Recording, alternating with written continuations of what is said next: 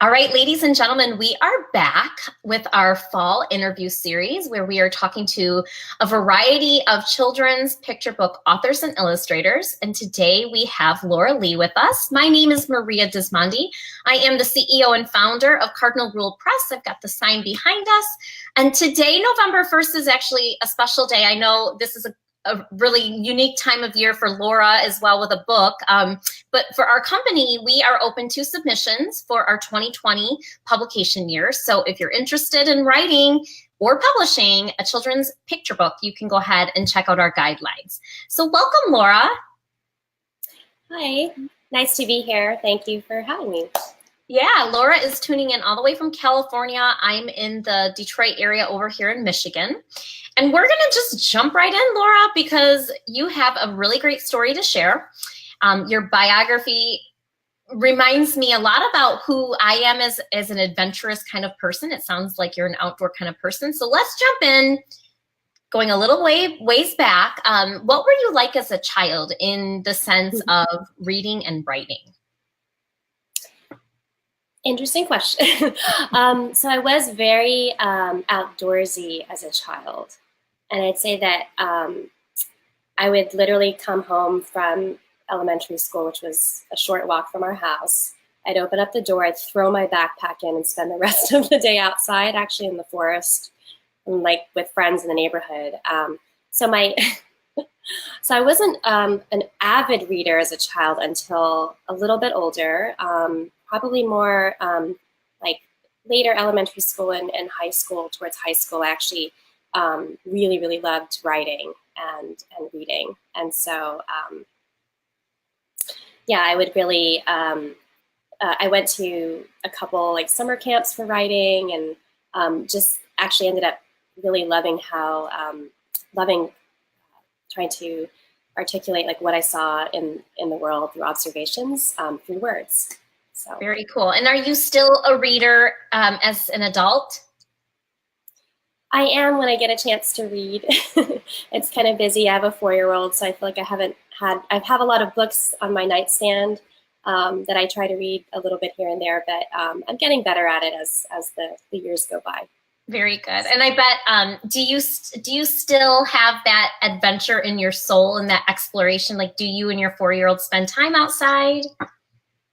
We do, and we do actually spend quite a lot of time reading books together at the library. So we have like a routine every Friday. We go and he picks up a stack, and then we just kind of go through them. And that's a really fun routine that we have. We take him there in California. There's so many parks year round you can go to, and just different like outdoor places. So fantastic. Yeah, fantastic. So you were a child. You loved exploring. You loved writing, and then you became an avid reader. What were you doing after that? Like, how did you spend your time before writing Cat Eyes? What were you doing for work? So I studied architecture actually in graduate school in New York, and ended up, it was actually the year the economy crashed in 2008 when I graduated. So a lot of the fellow classmates were looking at different ways to apply design. So I actually ended up doing product design and doing service design. I'm not sure if it's sort of a specialized field that's emerging or has emerged in the recent years, where it's looking at how people experience different products and services. And it's a combination of research and trying to go out into the field and actually understand what people do and how they practice in their environments, and then taking that knowledge back and translating it into some type of a refinement of a product or service. So I was actually out in the Midwest, your direction, for a short while after school, working at the Mayo Clinic, helping them design operating rooms for cardiovascular surgery, and looking at just general like health and wellness in community health. So I was doing a lot of that type of work before moving to the Bay Area. And then once here with Silicon Valley, I was just working mostly in product design at different tech companies, developing all kinds of things, looking at how sort of new technologies could be encapsulated into an experience in a new product. So I was at a couple of different companies here before, before diving in. we're lucky to have people behind what you're doing. Like when you said the operating room, and it just makes me feel really happy that there are companies like the Mayo Clinic and hospitals and huge organizations that care about the experience and that take time to, hire someone like you to come in and to make that better. And that's really neat. Very cool. We had Shelley Johannes on here a few weeks ago, and she studied architecture and she practiced as an architect for many years before she wrote and illustrated her first book. So that's really neat that you have that background. So at what point did you have this burning desire to write a children's book? So it actually comes a little bit from my work. So as a designer, you're always sketching, and I actually told my old boss the other day, Charlie, that my urge to draw drawings kind of came from my time at the studio at Nokia, and I just started making a lot of pictures that weren't really they weren't necessary for the project, but I just really enjoyed doing it. And then at the time, my husband was working at DreamWorks in the art department, so he was and he's also an architect by background, and so a lot of his friends do picture book illustration and movies. So I think just through that, he encouraged me. He said, there's something, you should try it out. So I probably wouldn't have done it without that encouragement, but I also had, I was lucky to have creative support from people in the field. So I just kind of dove in. That is really neat. And so did the story come before the illustrations, or what came first? It did. The story came first. It's a really simple story, simple premise about a girl who sees cats everywhere. And then it just, it was the year after my son was born. So I was spending a lot of time, I took time off, and I was actually, every time I took a nap in the middle of the day, I spent that 2 hours trying to finish one of those spreads. And it was kind of insane. It was actually, I probably should have been napping at the time, but it was it was quite an experience. I don't think we ever nap with the first one, but we should. You're right. Yeah. But that's where the book came from. Mm-hmm. So the story and the illustrations, and when was the official release date? We're really close to it, aren't we? It actually released on October 16th. So we had our launch party on the 21st, which was really awesome. Super happy that independent bookstore Books Inc. sold out of all their copies. I think I'm booked for another Books Inc. event actually in San Francisco in November. So I feel really happy with the feedback and the response I've been getting from people so far. Do you have the book in front of you? I've seen not in front of me. Okay, I've seen the book online because I know your publisher, who is Rob from Ripple Grove Press, and it's beautiful. But I've never held it in my hand, so I definitely have to get my hands on it. Actually, my son and I, we go to the library on Thursdays, so after I do these interviews, we head out to the library. And a few months ago, one of Ripple Grove Press's books was sitting on the shelf at our library on display. So I will look for your book there today. Yeah, how awesome is that? Mm-hmm. So the book, tell us about the process of querying. Did you query it, submit it to a bunch of different publishing companies? Mm-hmm.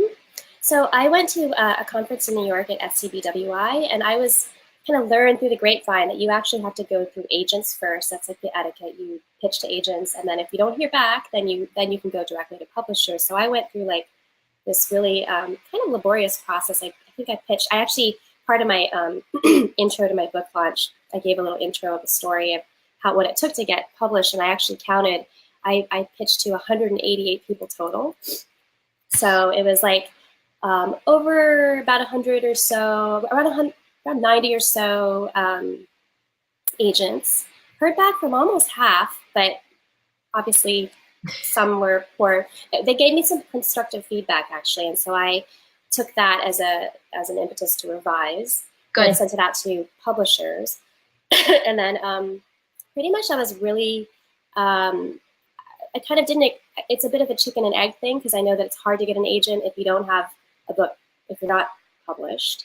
And it's also hard to get published if you don't. Well, so it felt like a chicken and egg problem. So I was pretty positive about it throughout the whole experience. I actually got, positive feedback from quite a few people that said, "Oh, we love the story, but we're not so into the illustration style," or "We love the illustration style, but the story isn't quite And then I was ready to put it on the shelf. I actually went back to work full time.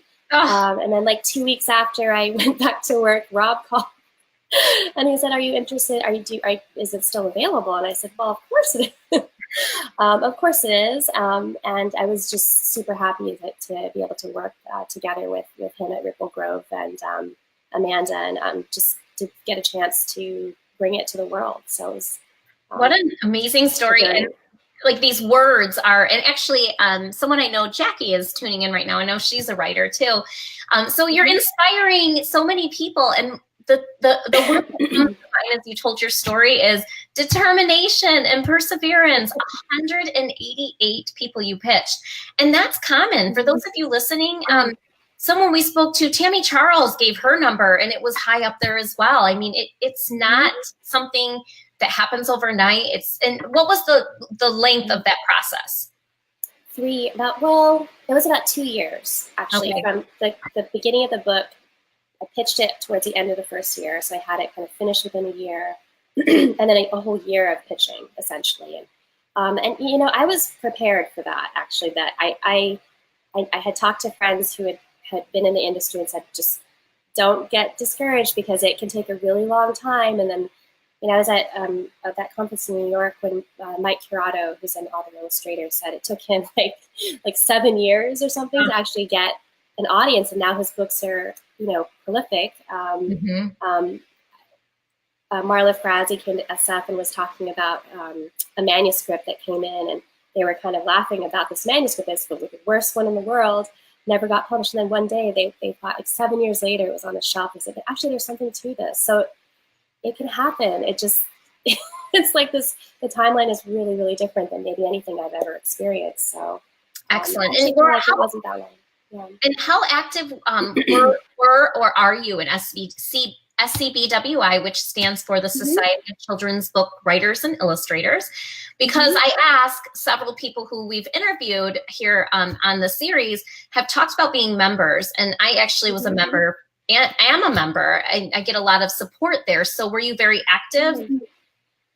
I mean, I went to a conference that was like just to immerse myself in what it was, and I was completely new, so everything was fresh to me. And there are a lot of local events here in the Bay Area, so I was able to kind of just amass an understanding of the publishing industry through that. So yeah, and I recently went to one in LA, so it's excellent. It's a really supportive group. I think what's great is that there's so many people in that organization at different phases of their career, and everybody is really nice and willing to help. So I think it's a great community. Yeah, and I found that they offer, like the conferences are really great. I've found support there. They offer, they help set up critique groups, which is nice too. So for people who aren't quite ready. So Laura, this is your journey to get to where you are now, but there's more ahead. I'm curious to know, like, are you still writing? Are you still illustrating? I know you're currently working full-time, correct? Actually, I left my job. So I went back to work, and then I actually around February, March, I decided to take a break and take a kind of a self-imposed creative sabbatical. We bought a house, and I essentially took on the role of being the interior designer, managing the project for the past 6 months. So that's been busy, and at the same time, I've been really trying to work on some new writing. Spent the summer doing a lot of writing and maybe less illustration, but I have a few manuscripts, picture book manuscripts I've been working on, and an idea for a sort of, it's very, very early on, but for a cooking related series that I've been concepting and coming up with ideas around. So very cool. Do you enjoy cooking? Is this something that's from your own passion, or? I really, I do, and I really love just the idea of learning about different cultures and environments and where food is sourced through storytelling. And I think it's still kind of too early to talk about, I think, because it's still not fully formed in my head. But because this sounds really cool. Yeah, but I'm excited because it's I have a couple friends who are chefs and some contacts in the food industry and chef industry and the restaurant industry. And so I think there's going to be, I think it'll be exciting to work on, still to come. Very cool. Well, I'm actually writing nonfiction myself right now, and it's different. It's a different mindset. Even on the days that I feel like I don't know, I'm not experiencing writer's block like I did when I was writing fiction. So it's interesting. Actually, today is November 1st, which marks the first day. I should say this for those of you watching. It's called NaNoWriMo. Have you ever heard of that, Laura? I think I have, because I think I saw some post about it. Yeah, it's National Novel Writing Month, and you can sign up for free on their website. And basically, you got writing support, but they support you every single day in the month of November, and they claim that you can put your mind to it and write a novel in 1 month. So for those of you listening, you could jump on board today.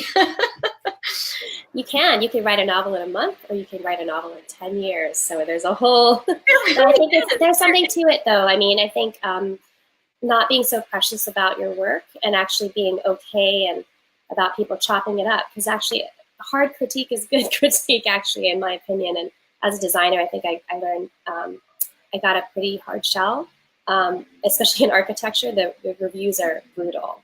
So in some ways, it makes you stronger, but at the same time, if it's constructive, then it can be so helpful. Very cool. Now, when you were an architect, were you more digital, or did you do a lot of sketching? Both. I think most of the schools now have a digital practice, and they have to in terms of the tools professionally to adapt. I went to Columbia, so they're actually known to be a very digital school. Okay. But I kind of veered away from those studios, because I felt like the sort of blobby architectronic forms were not quite, they just didn't feel very humanly connected to me. So I kind of went more towards the research-driven studios, looking at there's one studio in New Orleans, post-Katrina. We went down there and tried to figure out how to rebuild infrastructure. And I'm personally fascinated by architecture, and I don't think it's an easy thing to do. So that's really neat. Yeah. Very cool. It's a great study of practice. It's a great field of study. Very neat. Well, Laura, this has been wonderful, and I'm glad that people were able to tune in live. I know it's an odd time of day, but we appreciate you sharing your journey, and we're excited for you. I'm going to keep your name on my list to see where you're headed and what other books that you have coming out in the years to come. So thanks again for your time today. Great. Yeah, thank you so much too. And you know what? Can you tell us where Cat Eyes is available? Where can we find the book? I believe it's available at all indie. I mean, I think depending on your local store, some of the ones that are here in the Bay Area, I know that they're at Books Inc., the Reading Bug, some of the more independent bookstores, but you can get it on Barnes & Noble, Amazon.